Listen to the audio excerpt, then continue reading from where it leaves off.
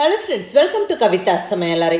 இன்னைக்கு நம்ம பார்க்க போகிற ஸ்பெஷல் ரெசிபி நல்ல ஒரு சுவையான காலிஃப்ளவர் பொரியல்.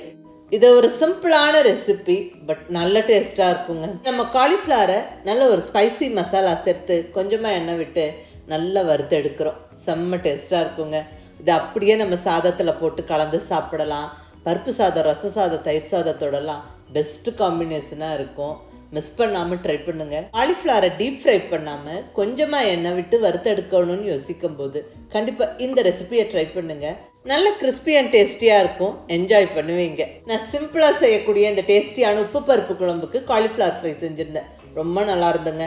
அது உங்களோட நான் ஷேர் பண்ணிக்கிட்டேன். நிறைய பேர் காலிஃப்ளவர் ஃப்ரை ரெசிபியை கேட்டிருந்தீங்க. ஸோ உங்களோட இன்றைக்கி இந்த காலிஃப்ளவர் ஃப்ரை ரெசிபியை ஷேர் பண்ணிக்கிறேன். இந்த காலிஃப்ளவர் பொரியல் ஒரு அருமையான ரெசிபிங்க. எல்லா விதமான மெயின் டிஷ்ஷஸோடவும் நல்ல சூட் ஆகும். இங்கே காலிஃப்ளவரை சின்ன சின்ன பீசஸாக கட் பண்ணி எடுத்து வச்சுருக்கிறேங்க. இது கிட்டத்தட்ட ஒரு 350 கிராம் இருக்கும். இப்போ ஃபஸ்ட்டு ஸ்டெப்பாக ஒரு பாத்திரத்தில் 1 லிட்டர் தண்ணியை கொதிக்கிறக்கு வச்சுருக்கிறேன். தண்ணி இப்படி கொதிக்க ஸ்டார்ட் ஆகும்போது ஒரு 2 சிட்டிகை அளவுக்கு மஞ்சள் பொடி, கூடவே 1/2 டீஸ்பூன் அளவுக்கு உப்பு சேர்த்துருவோம். இந்த தண்ணி நல்லா இப்படி கொதிக்கும் போது இந்த காலிஃப்ளவரை நம்ம கம்ப்ளீட்டாக அந்த கொதிக்கிற தண்ணியில் போட்டுருவோம். ஒரு 2 நிமிஷம் அப்படியே அந்த கொதிக்கிற தண்ணியில் இருக்கட்டும். அதுக்கப்புறம் ஸ்டவ்வை ஆஃப் பண்ணிவிடுவோம். ஸ்டவ்வை ஆஃப் பண்ணி விட்டு ஒரு 7-8 நிமிஷம் அப்படியே விட்டுருங்க. அந்த காலிஃப்ளவர் கொஞ்சம் வெந்து வரணும். அதாவது ஒரு 70% வெந்திருக்கணுங்க.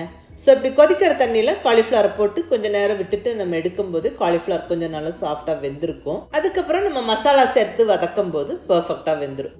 ஸோ இங்கே காலிஃப்ளவரை நல்லா கொதிக்கிற தண்ணியில் போட்டு நம்ம கொஞ்சம் நேரம் விட்டு எடுத்து வடித்து வச்சாச்சு. அடுத்தது மிக்சி ஜாரில் 1 டீஸ்பூன் அளவுக்கு சீரகம், கூடவே ஒரு 7-8 பல் பூண்டோட சைஸு பாருங்கள், சின்ன சின்னதாக இருக்குது. அதனால் நான் இந்த அளவுக்கு சேர்த்துருக்கிறேன். இது கூட ஒரு 2 டீஸ்பூன் அளவுக்கு மிளகாய் பொடி. இது காரம் சரியாக இருக்கும், பட் இருந்தாலும் நீங்கள் உங்களோட டேஸ்ட்டுக்கு தகுந்த மாதிரி அட்ஜஸ்ட் பண்ணிக்கோங்க. அடுத்ததாக ஒரு 2 கீத்து தேங்காவை சின்ன சின்ன பீசஸாக கட் பண்ணி சேர்த்துக்கிறேன். துருவன தேங்காய்னா ஒரு 4 டேபிள் ஸ்பூன் அளவுக்கு தேங்காய் சேர்த்துக்கோங்க. இப்போ இதையெல்லாம் ஒரு ஃபியூ செகண்ட்ஸ் நல்ல இப்படி பருப்பருன்னு அரைச்சி எடுத்துப்போங்க. ரொம்ப கம்ப்ளீட்டாக பேஸ்ட் மாதிரி ஆக்க வேண்டாம். இந்த அளவுக்கு அரைச்சிக்கோங்க. இப்போ ஃப்ரெஷ்ஷாக மசாலா ரெடி. இப்போ காலிஃப்ளவர் வறுவல் செய்ய ஸ்டார்ட் பண்ணிடலாங்க. ஸ்டவ்வில் நல்ல ஒரு அடிகனமான கடாய் அல்லது ஒரு நான்ஸ்டிக் கடாய் வச்சுக்கோங்க.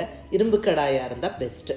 நான் இங்கே நான்ஸ்டிக் கடாய் வச்சுருக்கிறேன். இதில் 1 டேபிள் ஸ்பூன் அளவுக்கு எண்ணெய் விட்டு எண்ணெய் நல்லா சூடானதுக்கப்புறம் கொதிக்கிற தண்ணியில் காலிஃப்ளவரை சேர்த்து நம்ம வடித்து வச்சுருந்தோம். அந்த காலிஃப்ளவரை நல்லா கம்ப்ளீட்டாக இந்த எண்ணெயில் போட்டு விட்டு நல்லா ஒரு 3-4 நிமிஷம் வறுத்து விடுவோம். ஸ்டவ்வை மீடியம் ஃப்ளேமில் வச்சுக்கோங்க. இப்படி வறுத்து விடும்போது காலிஃப்ளவர் கொஞ்சம் கிறிஸ்பியாக வறுபட்டு வரும். அந்த காலிஃப்ளவர் வறுவலோட வாசனையும் நல்லாயிருக்கும். ஸோ நல்லா பொறுமையாக ஒரு 3-4 நிமிஷம் வறுத்து விடுங்க.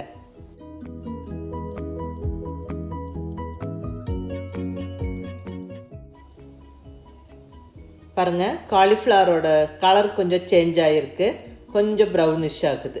ஸோ இந்த ஸ்டேஜ் வந்ததுக்கப்புறம் வறுத்த காலிஃப்ளவரை தனியாக எடுத்து வச்சுருவோம்.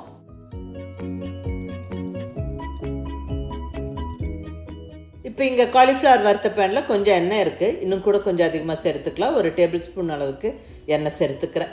எண்ணெய் கொஞ்சம் சூடானதுக்கப்புறம் கடுகு உளுந்தம்பருப்பு போட்டு நல்லா பொரிய விட்டுருவோம். அடுத்ததாக கொஞ்சம் கருவேப்பிலை சேர்த்துருவோம். இது கூடவே பொடியாக நறுக்கி வச்சுருக்கிற ஒரு பச்சை மிளகாய் சேர்த்து விட்டு சன்னமாக நீளமாக கட் பண்ணின ஒரு பெரிய வெங்காயத்தை சேர்த்துருவோம். இந்த வெங்காயத்தை நல்லா வதக்கி விட்டுருவோம். கொஞ்சம் கலர் மாறுற வரைக்கும் வதங்கி வரட்டும். ரொம்ப முழுமையாக வதங்கணும்னு அவசியம் இல்லை, கொஞ்சம் க்ரன்ச்சியாகவே இருக்கட்டும். அந்தளவுக்கு மட்டும் வதக்கி விட்டுட்டு இப்போ இதில் நம்ம அரைச்சி வச்சுருக்கிற மசாலாவை கம்ப்ளீட்டாக சேர்த்துருவோங்க. நல்ல ஃப்ரெஷ்ஷான இந்த தேங்காய் மசாலாவை கம்ப்ளீட்டாக சேர்த்தாச்சுங்க.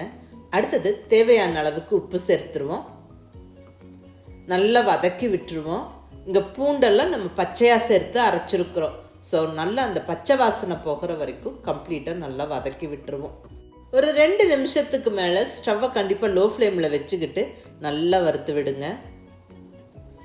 நல்ல பச்சை வாசனை போய் கமகமன்னு வாசனை வரும்போது நம்ம ஆல்ரெடி வறுத்து வச்சுருக்கிற அந்த காலிஃப்ளவரை கம்ப்ளீட்டாக சேர்த்து விட்டு எல்லாம் ஒன்றா கலந்து விட்டுருவோம். இப்போ இந்த மசாலாவோடு சேர்ந்து காலிஃப்ளவர் வதங்கி வரணும். ஸோ நல்லா ஈவனாக கலந்து விட்டுட்டு அகைன் ஒரு 2-3 நிமிஷம் நல்லா வதக்கி விடுங்க. ஆல்மோஸ்ட் அது நல்லா ட்ரையாக வதங்கினதுக்கப்புறம் இந்த ஸ்டேஜில் பொடியாக நறுக்கின கொத்தமல்லி இலை தூவி விட்டு அகைன் ஒரு 2 நிமிஷம் வதக்கி விட்டுப்போம். ஒரு நல்ல ஒரு நான்ஸ்டிக் கடாய் அல்லது ஒரு இரும்பு கடாயில் நம்ம வதக்கும் போது இந்த காலிஃப்ளவர் ஃப்ரை செம்ம டேஸ்ட்டாக இருக்குங்க. நீங்கள் ட்ரை பண்ணி பாருங்கள். நம்ம இங்கே கொஞ்சமாக தாங்க எண்ணெய் விட்டு அந்த மசாலா எல்லாம் சேர்த்து இந்த காலிஃப்ளவரை ரோஸ்ட் பண்ணுறோம். பட் செம்ம டேஸ்ட்டாக இருக்குங்க. நீங்கள் ட்ரை பண்ணி பாருங்கள். நல்லா கொஞ்சம் ட்ரை ஆகி கொஞ்சமாக கிறிஸ்பியாக இருக்கும். ரொம்ப நல்லாயிருக்கும். நம்ம பருப்பு சாதம் ரச சாதத்தோடலாம் சேர்த்து சாப்பிட்றதுக்கு. அவ்வளோதாங்க. அருமையான சுவையான காலிஃப்ளவர் பொரியல், காலிஃப்ளவர் வறுவல் ஜாமுன்னு ரெடி ஆகிடுச்சு. மிஸ் பண்ணாமல் ட்ரை பண்ணி பாருங்கள். ரொம்ப ஒரு சிம்பிள் ஈஸி ரெசிபி, பட் நல்ல டேஸ்ட்டாக இருக்கும். கண்டிப்பாக என்ஜாய் பண்ணுவீங்க. எல்லா விதமான மெயின் டிஷ்ஷஸோடவும் இது நல்ல பொருத்தமாக இருக்குங்க. வெரைட்டி ரைஸஸோட, பருப்பு சாதம், தயிர் சாதத்தோடலாம் பெஸ்ட்டு காம்பினேஷனாக இருக்கும். செஞ்சு பார்த்துட்டு எப்படி இருந்ததுன்னு உங்கள் ஃபீட்பேக் சொல்லுங்கள். பிடிச்சிருந்தால் லைக் பண்ணி, ஷேர் பண்ணி, கமெண்ட் பண்ணுங்கள். கவிதா சமையலறை சப்ஸ்கிரைப் பண்ணி என்னுடைய மற்ற ரெசிபிஸும் வீடியோஸும் பாருங்கள். தேங்க்யூ.